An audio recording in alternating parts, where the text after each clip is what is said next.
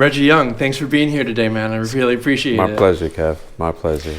I want to start off by asking you a little bit about your gospel roots. I know that you were with Pastor Timothy Wright at first. Is that right? Yeah. Godfather of gospel.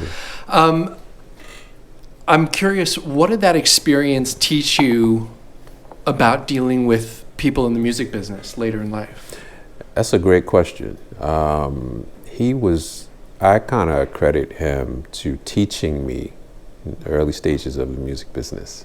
As far as, especially when it comes to taking your craft up to that next level of professionalism and showmanship, he was, man, probably in his gospel, the best. He had the best showmanship out of all the art. Well, there was another artist I played for who had good showmanship too.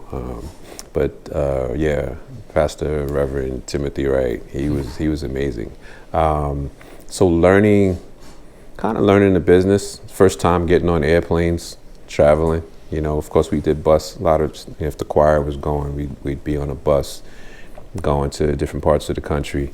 But he did a lot of workshops. And with his workshops, he would just take the band, the core band, the keyboard player, the drummer, the bass player, sometimes two keyboard players, organ and piano. And he would go to different states throughout the country because, say, there's some artist there that wants to do an album and the record company assigned him as a producer to work with them. He'd bring in us as the band, so we'd go for about a week, learn 10 to 15 songs and be doing a live recording like that Saturday night. It's a lot of pressure. It was a lot of pressure. So he taught me how to, just learn quick.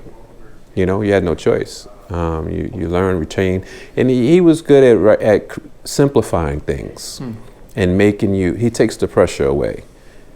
Sometimes maybe somebody would come there with a tune, a composition that's a little complicated, and he would kind of, in a nice way, let them know, well, why do we need that part? You're making this tune about 8 minutes long for no reason. So editing, the creative process of creative process of producing, which comes to editing, songwriting, lyrics, intros were very important to him. Okay.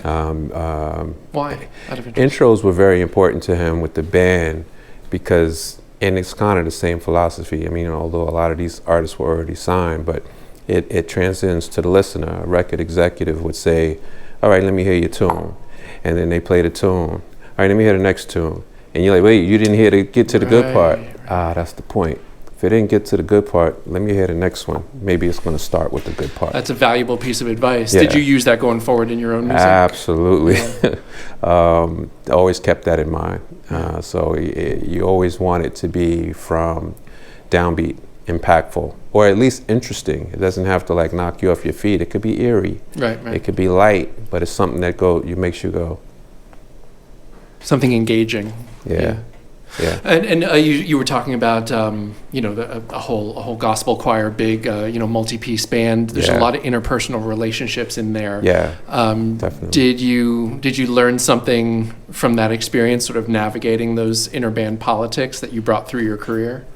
Yeah, I found out really quickly that how important bass is, the role of bass, especially in gospel. And of course, in all forms of music that I've been, it was interesting because I would come in as the newbie, the non-professional.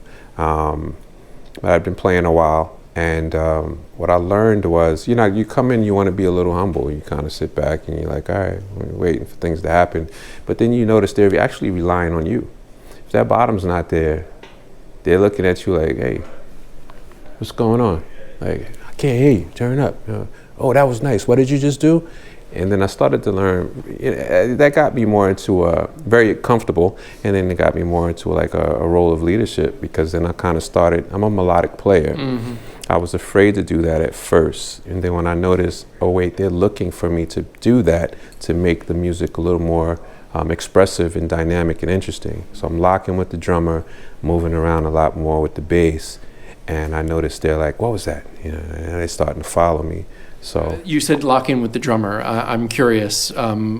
is there a thought process behind that? Is it a feel thing? Yeah, it's definitely a feel. Is there anything you can do to practice it? Is there anything that you did to become good at it? Yes, I played to a lot of records. Okay. A lot of records. And I didn't have a metronome at the time. I didn't have a drum machine.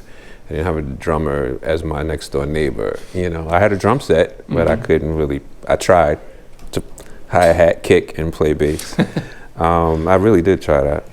But I played to a lot of records, and you kind of learn when you start playing live. Of course, obviously, different drummers play different ways. Some lay right in that pocket, and they eye contact with the bass player, with the Some don't do that. They're more interested in what lick am I gonna play this next 8 bars. I'm gonna do another drum fill. And so as a bass player, you get to learn quickly what you're dealing with when it comes to playing with different drummers. So you gotta find that pocket sometimes. I learned quick, some drummers are pretty consistent with their patterns. Some drummers are inconsistent with their patterns. So with an inconsistent drummer, I'll just start there. If they're playing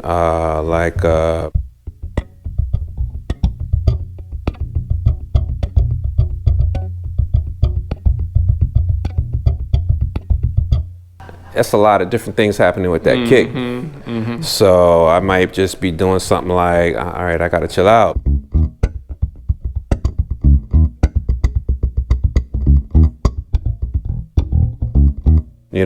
I gotta play a lot less.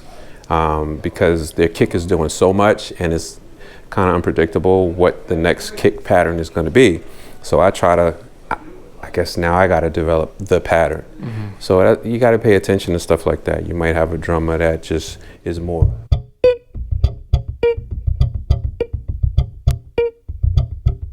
Now I know what they're doing, so I can actually lock that with them.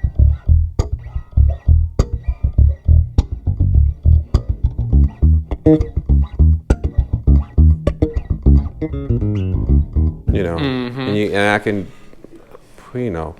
put a little something here, put a little something there, because we're locked in, and then we can share our spots. Yeah. So those are the different things that happen. What that says to me, it sort of brings it back to the concept you were talking about before about creative editing, and really just sort of producing the moment and the groove. Yeah. Is that something you brought out from Pastor Wright? I learned that from him. Yeah. Because we which was shocking to me too, because he's a genius in what he does, but he wanted to hear your opinion. He wanted to see what you brought to the table as well. He wouldn't really dictate to you what to play. Yeah. But he'd let you know when what you was playing is what he wants to hear. Gotcha. And if you played something he didn't want to hear, he's gonna kind of look at you too, and he won't necessarily say stop, but he kind of give you that look. That look, yeah. He'll give you a minute to work it out. But then if it's not working out, sounds a little James Brown actually, like the way he ran his band. I'll give you a minute. Nah.